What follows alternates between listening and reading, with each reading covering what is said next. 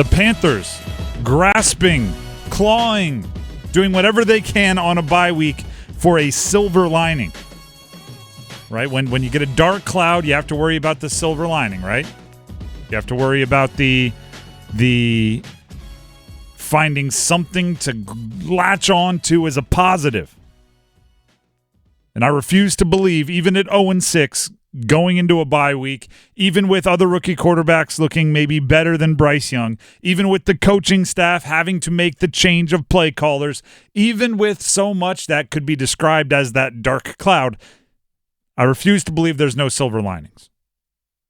The negativity is infectious, it's contagious, it spreads.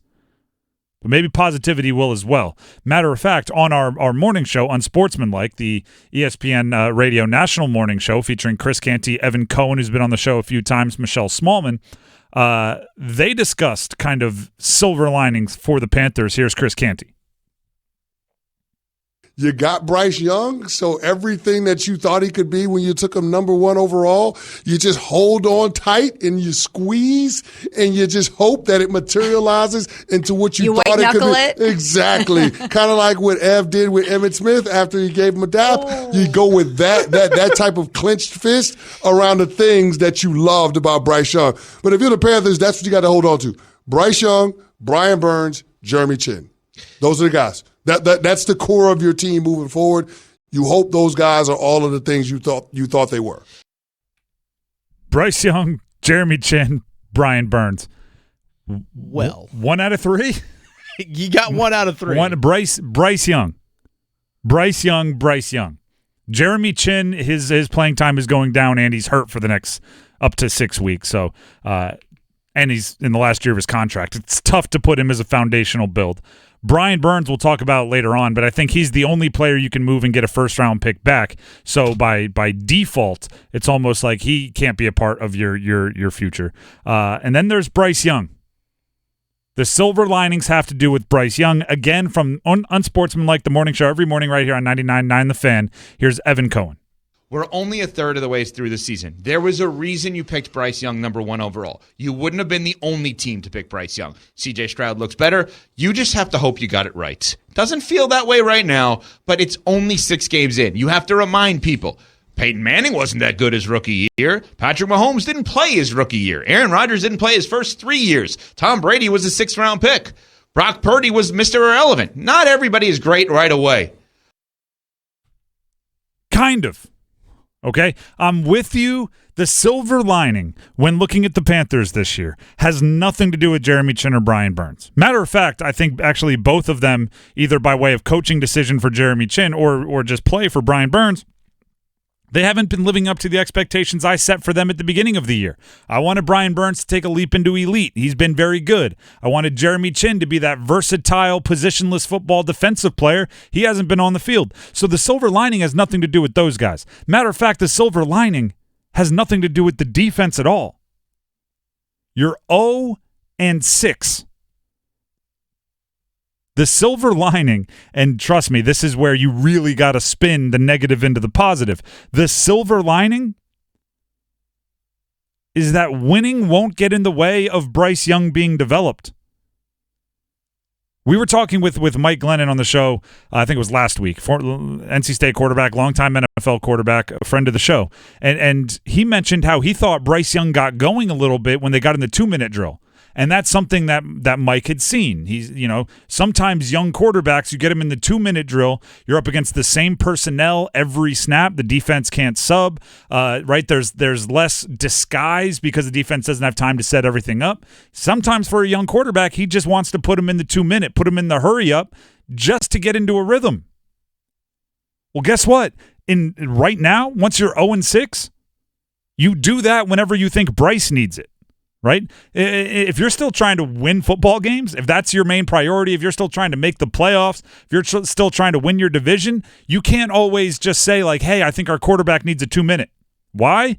Because you do risk putting your defense back on the field after like 20 seconds, right? If you go incomplete, no huddle, incomplete, completion not for 3, punt, or not completion on 3rd down, but not for a 1st down, punt, Your defense is back out there. They've gotten like 2 sips of Gatorade and wiped the sweat off their forehead.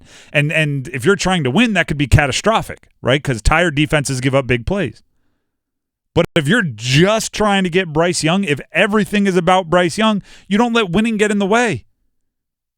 If you think Bryce Young in the middle of the second quarter of your next game needs a 2-minute drill to get into the rhythm, I don't care if you have a tired defense, you do it.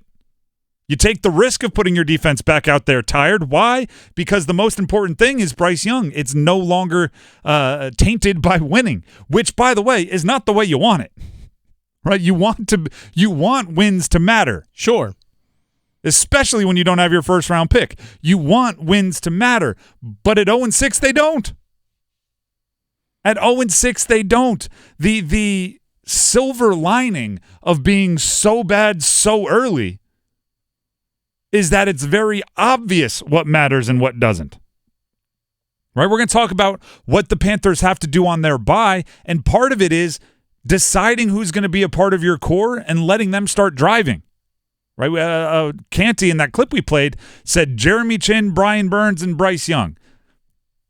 Again, 1 out of 3. I don't think 2 of those guys are going to be a part of it. Brian Burns might be if they do elect to keep him, and that, I mean, crazier things have happened there. I don't see how Jeremy Chin will be backing around. But pick like the 5 you want to build around. Is it J.C. Horn? Is it Ike Ekwonu? Is it Bryce Young? Pick the. Is it Derek Brown? Is it a huge omission in both size and importance there on my part. Pick your 4 or 5 guys and make them the captains. Right? And I'm not talking about literal, like whoever's walking out there for the coin toss, let them keep doing it. Don't embarrass them by taking it away. Yeah. But like make them the leaders. I've seen it happen. It happens actually a lot in college where if a team is being led by the seniors and then you start 0-5, the seniors that are leaders, guess what they become? This is a quote from one of my coaches. Are they captains or do they stand at front during stretching? Right? Because at a certain point, if the season is a wash and you're building for the future, you're going to let the seniors still stand at the front during stretching, right? You're going to let them go out for the coin toss, but you want the juniors to start owning the team, right? That's where the Panthers are. This year's leaders, the 2023 leaders, if they're veterans that are on their way out, if they're guys who might not be as core as the players we mentioned, the Derek Browns, the Bryce Youngs, whoever you choose, then let those guys stand at the front during stretching. But make sure the right ones are doing the leading.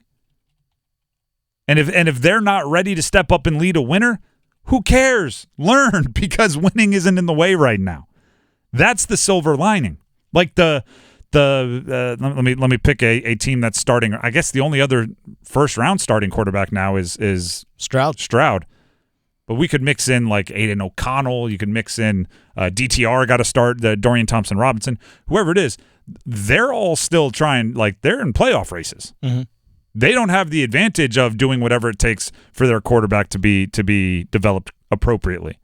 They have to go, fulfill their obligation to everybody else to try to win games. The Panthers are out of that. That's a silver lining. It's an ugly silver lining, but it's a silver lining. I mean, that's the definition of a silver lining, right? The one good thing out of a bad situation. It'd be weird if it was awesome, because then it wouldn't be a bad situation. That's not a silver lining. That's just a silver situation.